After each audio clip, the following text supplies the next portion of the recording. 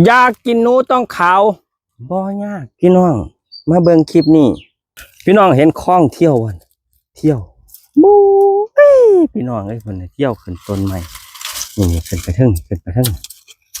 เที่ยวทุกมื้อจนเป็นคลองเมื่อนี้เฮามาใส่นี่โดยเหยื่อเฮาสิใส่แค่ข้าวสารพี่น้องไม่เชื่อก็ต้องเชื่อครับมาใส่น้ำกันเลยบัดนี้กับเหล็กเนี่ยสิใส่แรกนี่ก็คือแบบนี้พี่น้องตัวนี้ก็คือฟ้านะครับฟ้าขวดน้ำเอามาบัดกรีใส่กับลวดแบบนี้นะครับนี่แบบนี้เขาจะเอาสารใส่ตรงกลางนี่ครับพี่น้อง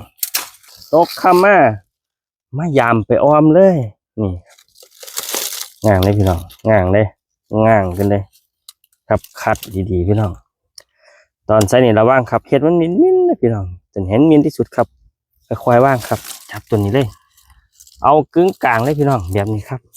เอาเสื้อเข้านี่นะมัดใส่ต้นใหม่ไว้หรือมัดใส่เครือใหม่ไว้กันเขาลากนี้พี่น้องกับวิธีหาอยู่หากินย่างง่ายๆครับตกคำมาเยี่ยมไปรับประทานเลยไป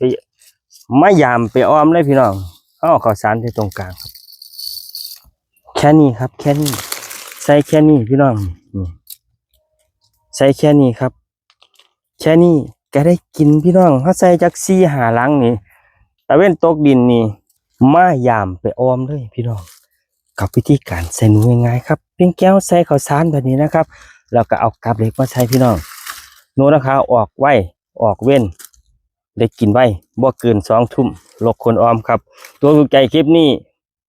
ฝากกดไลค์กดแชร์กดติดตามนะครับคนอีสานสวัสดีครับไว้เจอกันคลิปหน้าพี่น้อง